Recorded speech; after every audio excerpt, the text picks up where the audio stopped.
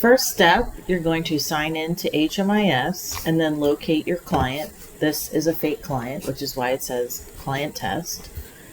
After you've located your client, you're going to navigate to the entry exit tab.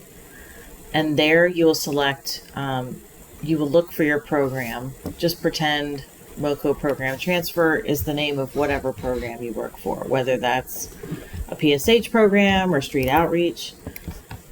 Then you're going to go to interims, click on the paper icon, then click add interim review. The program you work for will be up here at the top, and then you're going to select update or whatever's appropriate. And review date, leaving the date and time as is fine. Hit save and continue. Now in this pop-up window, you'll see there's a couple different options for the assessment. So you can select the VI SPDAT if that's what you're entering in, or you can select Acuity scale for singles.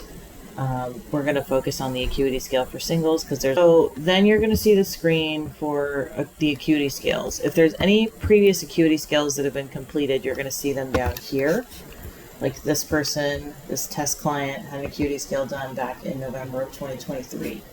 So before we can add a new Acuity scale, we need to add an end date in here because HMIS knows which Acuity scale is the quote-unquote current one because there is no end date.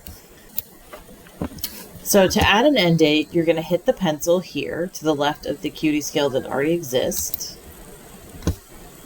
And normally this information would be completed. However, this is a test client, so that's why things are still blank.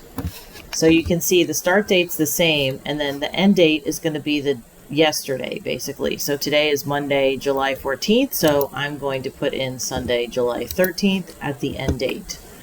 A lot of these fields are required, so if you did not put the information in yourself, say the scale is really old, like this one, this box didn't exist in the past, so you have to put scale added prior to February 2024, and then it'll let you save the scale. So I'm just going to put in some dummy scores so that I can actually save this. Okay, so I went ahead and filled out all of the scores for the rest of the scale, and this is what it should look like when you're opening up a scale to add an end date. It should all be filled out by a previous staff person. All of the different parts, we have to manually do the math. So if they didn't do the math up here, because these are required fields, you'll have to do the math for them. And you have your total acuity score, the level that corresponds to it. Maybe there's information in the justification section, and completion date and completed by. Now, perhaps you're ending an old scale and some of this information is missing. Like there's no information here. It's totally blank. How on earth do you know who completed the scale? So one way to determine that information is to hit these little green boxes where there is information added. There's almost always a total acuity score listed, or at the top at least the date. Things that are in red are typically pretty old in HMIS. That's why they're coming up as red. You can see if we hover over it, it says when it was entered in. And then if you click on that one time, it'll say the date something was entered in and by who and for what program. And that's the information you can use to fill out this information below in case it's blank. If the acuity level is blank, you just want to pick the level that corresponds to the total acuity score, right? Like if it says select, you would just pick this one because that's the level that it corresponds to the score that's already there.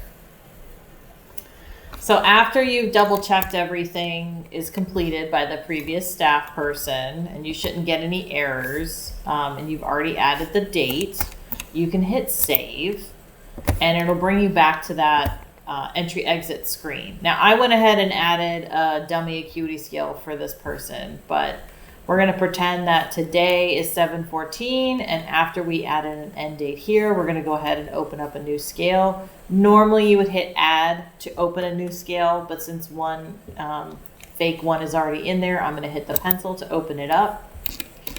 Now, at the top, you're going to start by putting in today's date. You're going to leave the end date blank because remember, that's how HMIS knows this is the most current acuity scale in the system. Then you're going to pick from the drop down, what is the assessment type? Is it an initial acuity scale because someone is completing this as part of an intake to your program? Is it a 6-month or annual update? Or are you entering in a scale because there's been a major life change? Is something going on with a client that really changes their level of vulnerability? That's what we want to account for here. So this individual clearly is struggling. They have the highest score in each section. There's lots of 200s here in part 4. That is probably not going to be reflected with a real client. But again, this is just an example. You're going to go through and add up the total for each section. So 5 times 5, total for part 1 is 25. There's 1 item in part 2. Total score is 5. Part 3, again, you have 5 items times 5 is 25. And then part 4, 800. Next, you're going to add all of this up to get the total acuity score. So in this situation, it's 855, and then pick the corresponding level from the drop down for that score.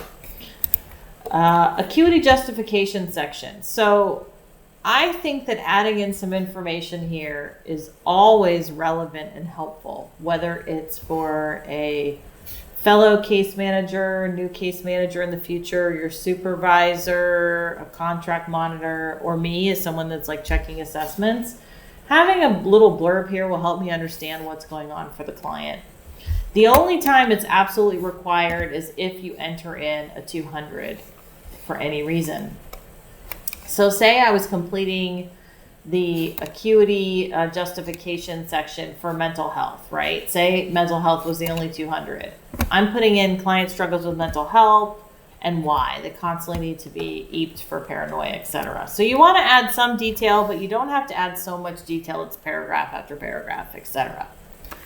After you add something to acuity justification, you're going to put in completion date, today's date, and your name. And then you're going to hit save. And now you can see, okay, we've got the new scale, we've got the old scale. After you're finishing with your data entry, you hit save and exit. And you exit out of here. Now say you want to double check yourself. You can go to the assessments tab and pull up acuity scale for singles. Now your drop down is going to have significantly less options than mine. So you select the right type of assessment, hit submit, boom. We've got the scale that we just put the end date in and the new scale that we just entered in. So you want to take a second look at it, double check yourself. You can hit the pencil to review and see all of the different scores. You can make sure you didn't hit a typo when entering in a score, or if you want to double check your math down here.